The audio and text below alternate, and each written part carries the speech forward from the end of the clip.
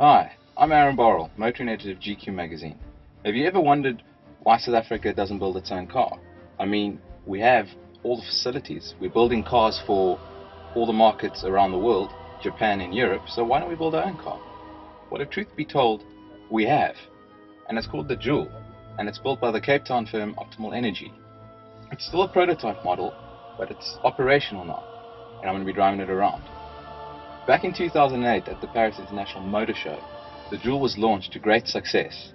And 3 years on, this is what we have. A fantastic car, and it's able to move. It was designed by Keith Elford, ex-Jag supercar designer.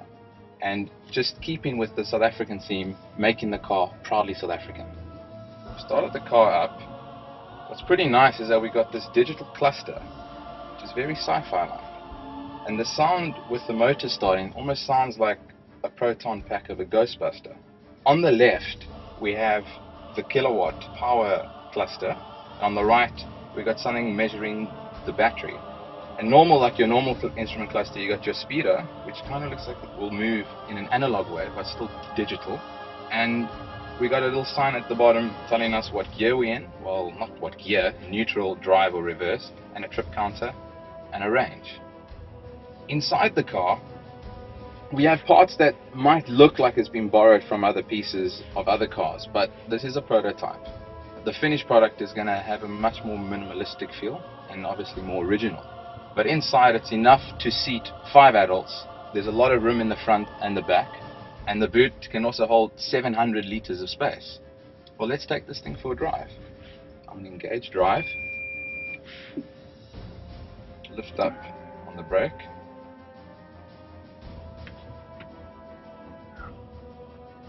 And we're off. Quite disconcerting is that you don't hear anything. Everything is just silent. So, as opposed to an internal combustion engine, we're hearing that nice sound of the engine, we're hearing a bit of silence. But I'm sure you can get used to it quite quickly. Other things, though, obviously are going to start being more noticeable, like your road noise and your wind noise. But just hearing those sounds, I can get used to it. I think it's really cool. It's powered by a 36 kilowatt hour lithium-ion battery that weighs about 300 kilograms, and it can be charged at your normal plug point. Charging is set to be able to take place in about 8 hours, which is fine because if you're going to be using this car around the city, you're just going to charge it overnight. Also quite strange is the regenerative braking, whereas before you'd use your foot quite literally to press the brake pedal.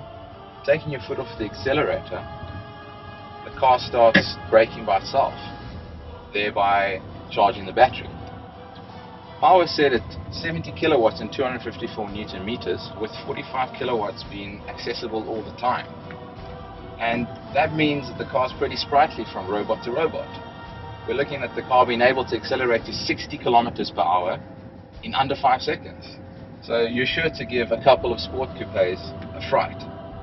The top speed is set at 135 kilometers per hour, but obviously if you're going to be driving at that speed all the time, the range is going to suffer. The range of the battery is about 300 kilometers, depending on your driving style, and that means that it's even better than the Nissan Leaf, whose range is set at about 160 kilometers. The build quality is really, really impressive. The driving is great, and you get a bit of feedback through the steering wheel as well, and that's what you want from a car. You want to know you're still driving the car, and I think that's what's going to make it a success. Pricing is set to start at about 245,000 Rand to about 285,000 Rand, and I think it's going to be affordable for most people to drive and buy. Would I buy it? Would I drive it? Definitely. I think it's a fantastic car. I've had a lot of fun driving it, and I can't wait to see this thing on the roads in 2015.